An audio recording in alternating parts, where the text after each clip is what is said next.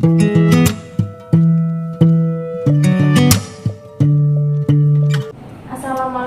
warahmatullahi wabarakatuh. Selamat siang anak-anak. Waalaikumsalam warahmatullahi wabarakatuh. Selamat siang guru. Ya, sebelum mengawali pembelajaran pada siang hari ini, mohon untuk ketua kelasnya menyiapkan berdoa. Doa mulai. Doa selesai. Oke, terima kasih. Selanjutnya kita presensi terlebih dahulu ya.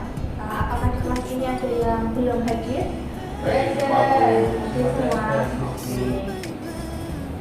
Ada yang masih ingat nggak kemarin itu materinya apa ya? Fluida statis. Untuk tadi malam dari kalian ada yang sudah belajar materi yang hari ini? Belum, Bu. Belum.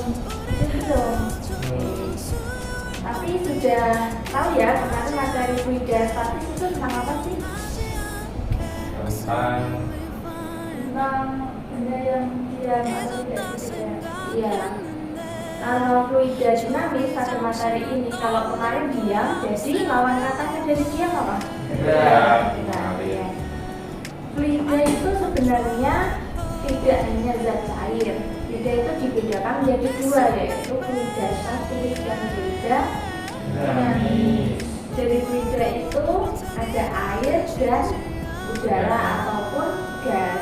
Jadi untuk perbedaannya fluida statis itu fluida air ataupun gas dalam keadaan diam, sedangkan di fluida dinamis ini fluida air ataupun gas keadaan yang mengalir ataupun bergerak. Dan tekanannya, kalau fluida statis itu dulu kita belajar seperti kedalaman air, semakin dalam tekanannya semakin besar. Ya, besar. Kalau tekanan di fluida dinamis itu ada dua prinsip yang digunakan, asas kondusivitas dan asas Bernoulli. Ya, sebenarnya materi fisika ini, terutama pada materi fluida ini, dapat dijumpai di kehidupan sehari-hari. Jadi ibu sangat menyayangkan jika kalian tidak belajar materi fisika, padahal kita dapat menjumpainya di mana-mana. Dan sebenarnya materi ini itu konsepnya mudah, namun seringkali siswa itu kesulitan dalam memahami matematisnya saja. Pada pembelajaran siang kali ini, jadi untuk alur pembelajarannya, pertama rangkaian pembelajaran, yaitu kalian nanti akan memahami bagaimana konsep dari fluida ideal, terutama fluida dinamisnya ya, yang terdiri dari fluida ideal, lalu ada asas kontinuitas, asas Bernoulli, konsepnya, prinsip kerjanya, maupun penerapannya pada kehidupan sehari-hari. Dan nanti ibu akan menjelaskan secara singkat. Nanti kalian membuat sebuah proyek, lalu setelah itu ada asesmen, nanti ibu berikan soal sedikit saja, namun dapat menguatkan konsep kalian terhadap materi fluida dinamis. Oke, selanjutnya langsung masuk pada materi saja. Oke, selanjutnya masuk ke konsep dari fluida dinamis. Ibu akan menayangkan dari video yang sering kalian lakukan ketika di rumah, yaitu menyirami tanaman. Ketika menyirami tanaman, kalian menggunakan apa?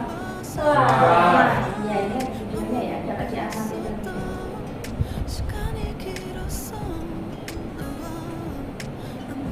Itu selangnya ditutupi oleh jari, apa yang terjadi? Airnya mengalir semakin jauh.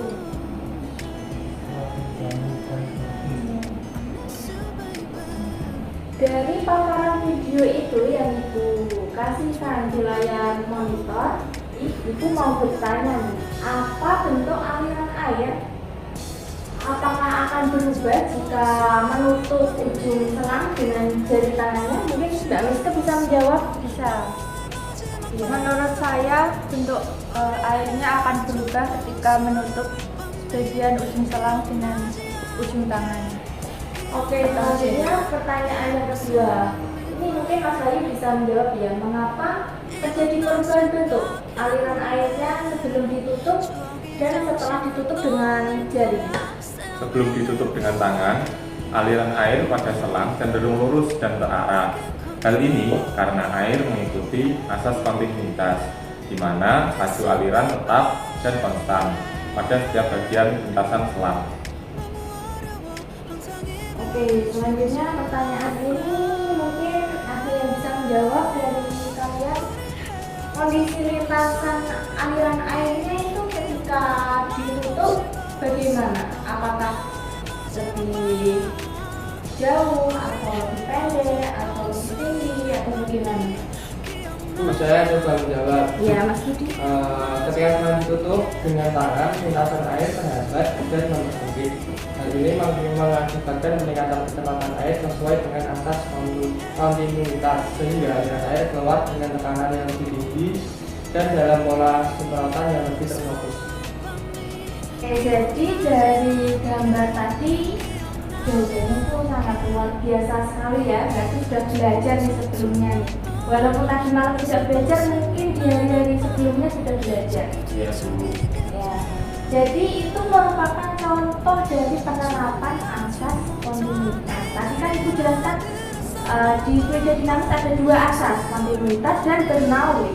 Nah, di asas kontinuitas ini itu menerapkan konsep bahwa yang berubah dari luas permukaannya selang, tadi jika ditutup kan luas permukaannya semakin sempit. Nah, itu lajunya akan semakin besar dan itu akan berbalik. Jika luas penampangnya semakin besar maka lajunya akan semakin kecil. Begitu ya, bisa dipahami? Bisa. Oke, selanjutnya Ibu juga akan menayangkan video lagi ini.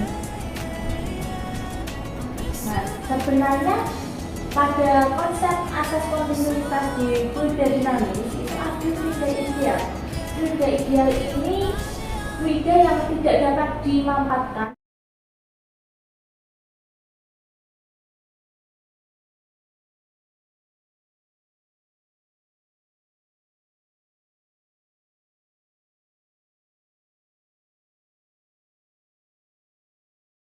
Oke, seperti yang tadi ya, kita ketahui debitnya semakin besar melalui dari laju dan waktunya, tapi debit juga ada persamaan lain.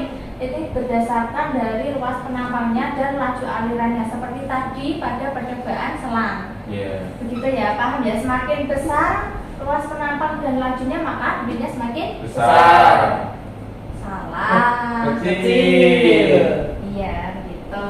Paham ya? Ya. Jangan mudah terkecoh ya. Oh iya. Oke. Jadi kadang dijumpai di rumus-rumus seperti mengetahui berapa lama waktu yang dibutuhkan untuk mengisi air di bak mandi. Nah, itu jadi menghitungnya laju alirannya, luas penampangnya, dan waktunya. Jadi penggabungan dari dua persamaan ini, gitu. Paham ya? Kalau nanti menjumpai persamaan atau persoalan terkait pengisian dari bak maupun wadah, gitu. Selanjutnya asas Bernoulli. Jadi asas Bernoulli ini membahas dari pengaruh kecepatan fluida terhadap tekanan di dalam fluida tersebut, dan asas Bernoulli ini memberikan suatu kesimpulan bahwa pada fluida yang mengalir dengan kecepatan yang lebih tinggi akan diperoleh tekanan yang lebih kecil.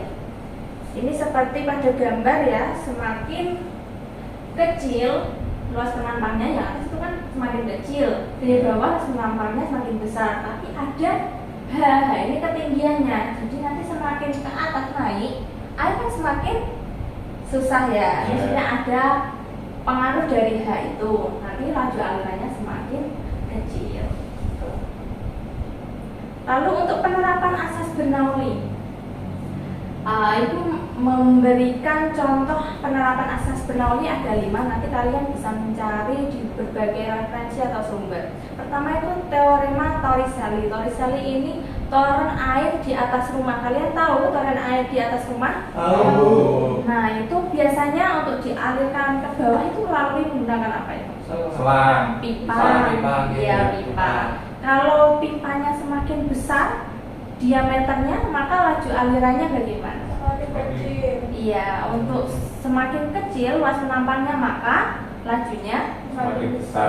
iya. Ada juga ini venturimeter. Ada yang tahu venturimeter ini apa? Alat untuk mengukur laju fluida, air atau gas. Iya, ini untuk mengukur lajunya fluida, baik fluida zat cair maupun zat gas. Dan ada alat yang untuk mengukur kecepatan fluida ini, ada yang tahu alatnya apa? Tabung pitot. Iya, tabung pitot. Tabung pitot ini untuk mengukur kecepatan, sedangkan tadi venturi untuk mengukur Laju. lajunya. Iya. Tabung pitot ini biasa kita jumpai itu di pesawat di bagian sampingnya. Ini untuk mengukur kecepatan pesawat di fluida di luar pesawatnya, yaitu udara, tentunya udara. Untuk mengukur nanti meterannya itu nanti terhubung di mesinnya, jadi mengetahui kecepatan fluidanya itu berapa untuk menstabilkan dari pesawat itu agar tidak terjadi kesalahan-kesalahan.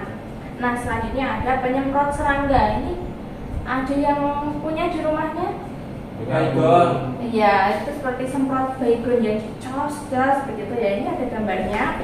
Nanti Ibu kasihkan. Jadi itu prinsip kerjanya itu ada gaya untuk menekan dengan adanya fluida udara dan air. Jadi nanti fluida cairnya nanti terangkat dengan adanya udara lalu keluar bersamaan, jadi ada fluida cair atau sisa cairnya dan gasnya bersamaan.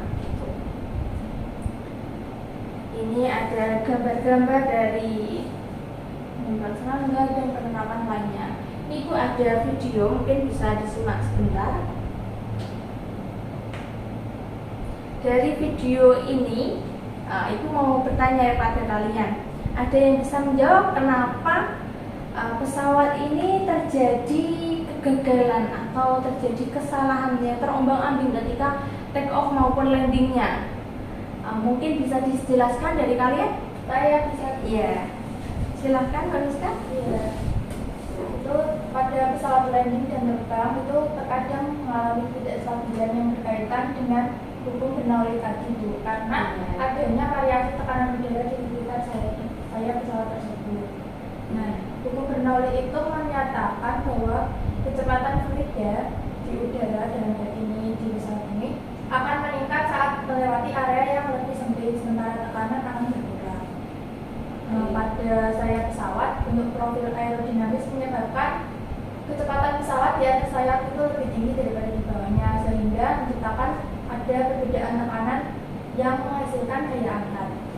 Namun beberapa faktor seperti sudut serangan yang ekstrem, turbulensi udara atau gangguan lainnya dapat mengakibatkan distribusi tekanan yang tidak merata di sekitar pesawat.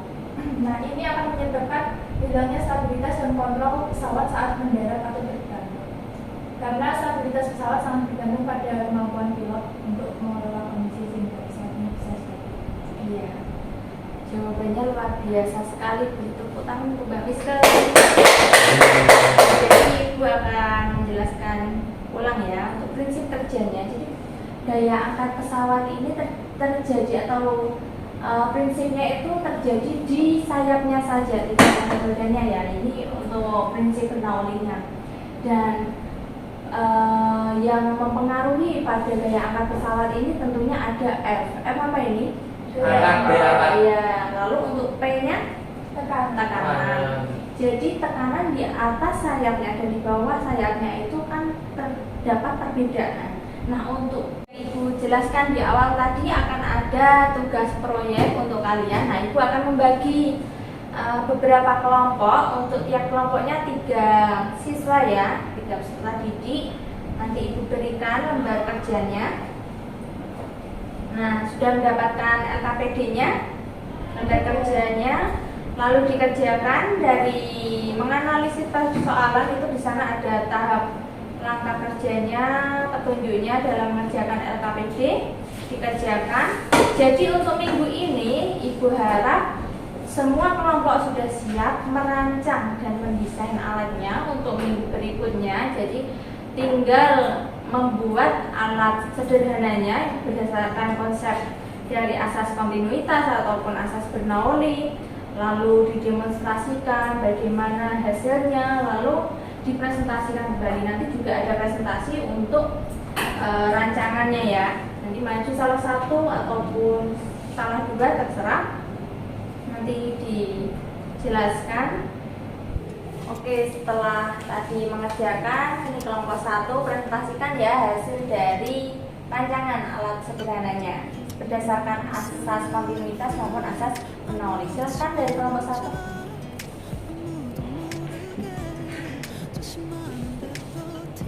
Baik, saya perwakilan dari kelompok 1 ingin mempresentasikan hasil kerja kelompok kami yang berisi tentang permasalahannya, yaitu penyiraman tanaman yang kurang efektif jika menggunakan satu selang karena banyaknya tanaman yang harus disiram. Judul proyek yaitu pembuatan alat penyiraman yang menerapkan prinsip Bernoulli. Kemudian manfaat proyek yaitu alat dapat dikembangkan menjadi alat penyiraman yang efektif dan efisien. Kemudian alat dan bahan yang dibutuhkan diantaranya yaitu selang, pipa, sambungan pipa, pelubang, rancangan dan desain alat yaitu gambar, langkah pembuatan yaitu penyambungan, lalu pelubangan dengan diameter yang telah disesuaikan, dan implementasinya yaitu dilakukan uji coba alat atau produk untuk penyiraman tanaman.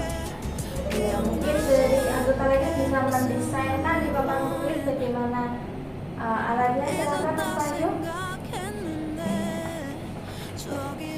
Ya Bu, jadi ini adalah misalnya ini keran di rumah saya. Bisa lebih besar lagi? Of course.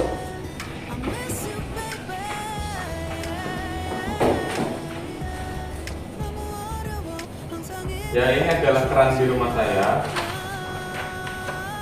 Di sini ada pemutarnya, lalu di sini ini ada lubangnya. Nah, ini kita misalkan sebagai tanaman di rumah saya.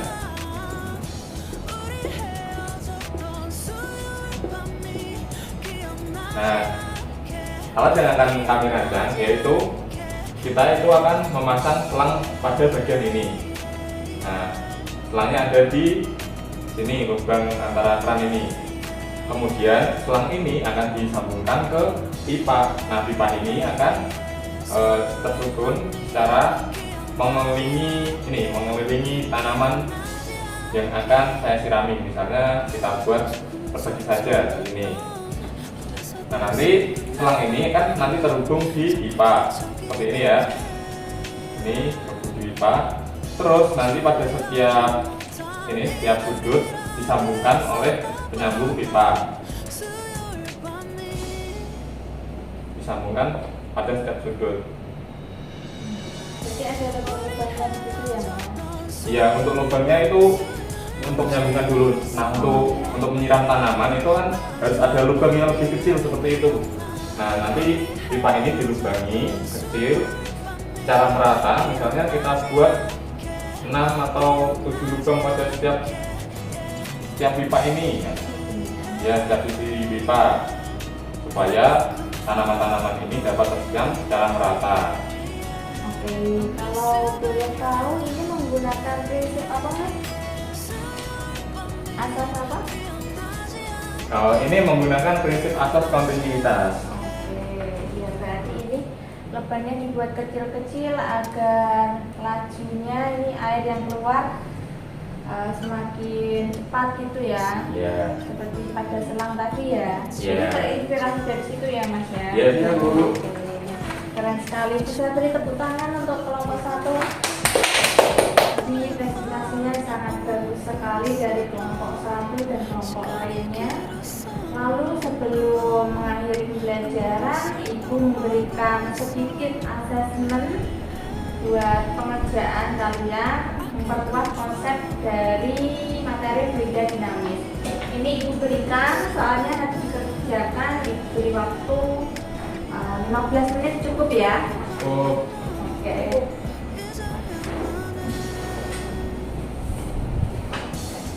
Oke, sudah selesai ya, bisa dikumpulkan asesmennya. Terima kasih. Terima kasih.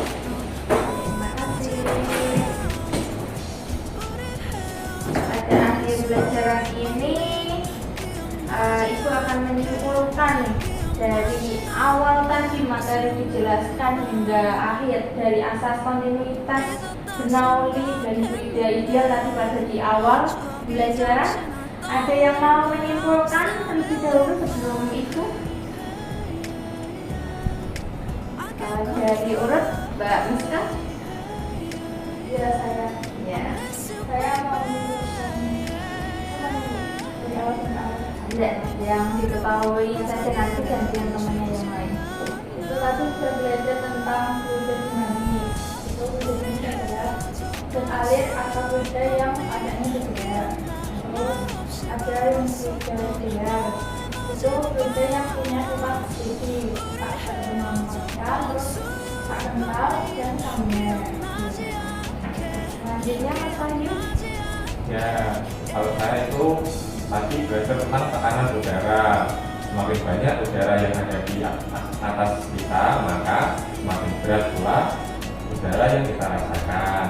Kemudian dari aliran, laju aliran air dalam bentuk volume air yang melewati suatu penambang melintang sungai per satuan waktu. Selanjutnya mungkin Mas Bernoulli dengan Budi ya. Ya, tadi kita belajar juga tentang persamaan kontinuitas, yaitu persamaan yang menyatakan bahwa prinsip aliran air yang mengalir pada dua penambang yang berbeda akan selalu tetap. Kemudian ada prinsip Bernoulli, yaitu prinsip yang didasarkan pada keadaan di mana kecepatan fluida ditinggikan menyebabkan tekanan rendah dan sebaliknya. Kemudian daya anak pesawat, yaitu kemampuan sayap pesawat atau besarnya daya yang digunakan untuk mengangkat pesawat. Betul sekali. Sudah pinter semuanya ya, sudah paham dari prinsipnya asas Bernoulli dan asas kontinuitas. Oke, sebelum mengakhiri, Ibu minta kalian dapat mengakses smartphone masing-masing. Ini memberikan refleksi bagaimana pembelajaran hari ini. Oke, ini hasilnya ya, kalian sudah mengisi di smartphone-nya. Oke, terima kasih ya sudah memberikan respon yang positif untuk pembelajaran kali ini. Mungkin ada yang kesulitan belajar, bisa belajar lagi nanti setelah pembelajaran. Dan untuk pertemuan berikutnya tadi apa yang Ibu bilang tadi? Jangan lupa apa? Mempelajari materi selanjutnya. Lalu tadi proyeknya yang membuat rancangannya ya secara berkelompok jangan individu. Oke, sebelum mengakhiri pembelajaran pada hari ini, mohon maaf jika Ibu ada kesalahan perkataan maupun perbuatan. Selanjutnya untuk menutup pembelajaran ini, ketua kelas bisa berdoa. Siap, bro. Doa mulai. Doa selesai. Memberi salam. Selamat siang. siang.